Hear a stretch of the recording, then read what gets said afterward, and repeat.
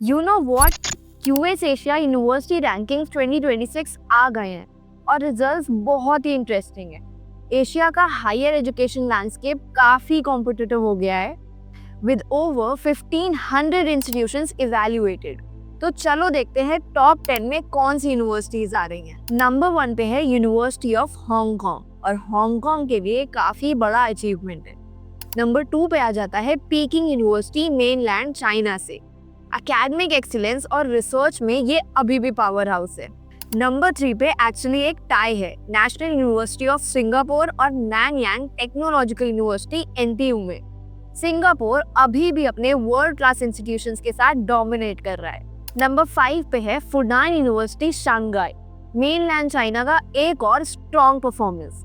और इसी के साथ नंबर 6 पे है Hong Kong university of science and tech, जो HKUST के नाम से भी फेमस है। नंबर 7 पे फिर से एक टाई है सिटी यूनिवर्सिटी ऑफ हांगकांग और चाइनीज यूनिवर्सिटी ऑफ हांगकांग में। दोनों ये स्पॉट क्लेम कर रहे हैं, मतलब हांगकांग की 5 यूनिवर्सिटीज टॉप 10 में आ रही हैं। नंबर 9 पे है शिंगुआ यूनिवर्सिटी बीजिंग से, चाइना की सबसे प्रेस्टिजियस यूनिवर्सिटीज में से एक।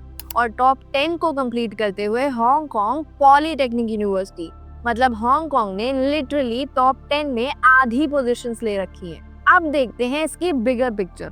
मेनलैंड चाइना टोटल रिप्रेजेंटेशन में लीड कर रहा है with N impressive 395 ranked universities, जो एशिया में सबसे ज्यादा हैं। चाइना की स्ट्रैटेजी क्लियर है, वो क्वांटिटी से ज्यादा क्वालिटी पे फोकस कर रहे हैं। उनकी यूनिवर्सिटीज रिसर्च आउटपुट और इंटरनेशनल कोलैबोरेशंस में भी काफी आगे हैं। पर इंडिया भी फॉलो कर रहा है विद ओवर 294 यूनिवर्सिटीज, और ये बहुत बड़ी ग्रोथ है क्योंकि एक डेकेड पहले सिर्फ 24 यूनिवर्सिटीज हुआ करती थी। मतलब 10 साल में 12 गुना इंक्रीज हो गया। आज टॉप 100 में 7 इंडियन यूनिवर्सिटीज हैं, जिसमें से IIT दिल्ली रैंक 59 पे आता है, IISc बैंगलोर रैंक 64 पे आ रहा है, IIT Madras rank 70, IIT Bombay rank 71 और IIT कानपुर और खड़गपुर में टाई है और ये रैंक 77 पे आ रहा है। दिल्ली यूनिवर्सिटी रैंक 95 पे आ रही है। टॉप 200 में भी 20 यूनिवर्सिटीज आ रही हैं और टॉप 500 में 66। इंडिया भी अब हायर एजुकेशन मार्केट में काफी आगे बढ़ रहा है और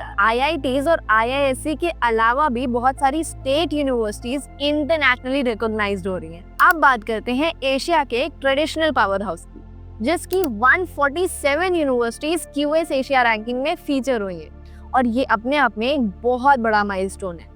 और इस कंट्री का नाम है जापान। जापान रैपिडली ग्लोबल हो रहा है। आज जापान में हंड्रेड्स ऑफ प्रोग्राम्स इंग्लिश में पढ़ाए जाते हैं। प्लस इंडिया जापान में एजुकेशन पार्टनरशिप भी नेक्स्ट लेवल पे ग्रो कर रही है। अभी रिसेंट अपडेट्स में दोनों कंट्रीज ने अपने स्टूडेंट एक्सचेंज, रिसर्च कोलैबोरेशन और इनोवेशन प्रोग्राम को और बूस्ट किया है। Means more opportunity for Indian students. और अब अगर स्कॉलरशिप्स की बात करें तो जापान का max scholarship is one of the most powerful fully funded scholarships in Asia, which includes tuition cost, monthly stipend, living cost, travel cost, research support. मतलब study in Japan without worrying about the expenses. तो overall Japan में opportunities बढ़ रही हैं, accessibility improve हो रही है और इंडियन स्टूडेंट्स के लिए रास्ते और भी स्मूथ हो रहे हैं। और वैसे भी हम स्टडी इन जापान पे एक डिटेल्ड वीडियो लेके आने वाले हैं, so stay tuned for that. और चैनल को सब्सक्राइब कर दो और बेल आइकन ऑन कर दो, because that video is going to be a game changer. South Korea के 103 इंस्टीट्यूशंस हैं और ये काफी इंप्रेसिव है कंसिडरिंग देयर कंट्री साइज।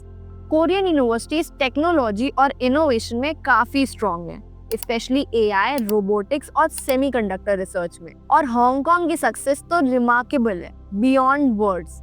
सिर्फ 11 यूनिवर्सिटीज के साथ उन्होंने 5 को टॉप 10 में प्लेस किया है और 6 को टॉप 100 में, and that is the highest success rate in Asia.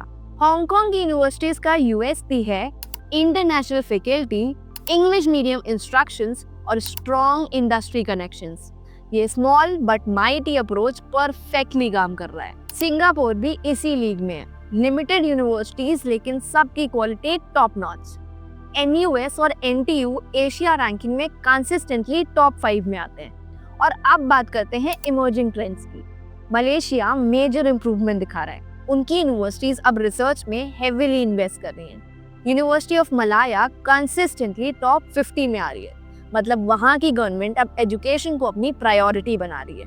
Indonesia world की 4th largest country by population अब अपने पोटेंशियल को रियलाइज कर रहे हैं। वहाँ की यूनिवर्सिटाज इंडोनेशिया और यूनिवर्सिटाज गाजा माडा अब इंटरनेशनल रिकॉग्निशन गेन कर रहे हैं। उन्हें एशियन कोलैबोरेशन प्रोग्राम से काफी बेनिफिट हो रहा है। और अब अगर थाईलैंड की बात करें तो वहाँ के यूनिवर्सिटीज टूरिज्म और हॉस्पिटैलिटी में तो पहले ही काफी अच्छे थे, लेकिन अब वहाँ पे स्टेम के लिए भी पुश कर रहे हैं। अब आता है सेंट्रल एशिया का सरप्राइज, कजाकिस्तान। उनकी टॉप 3 यूनिवर्सिटीज टॉप 100 की लिस्ट में आई हैं, with Nazarbayev University leading the game. Philippines nursing और मेडिकल हब बन चुका है with 35 रैंक्ड टॉप यूनिवर्सिटीज, और वियतनाम भी क्वाइटली स्ट्रॉन्ग परफॉर्मेंस दे रहा है with its ग्लोबल एजुकेशन।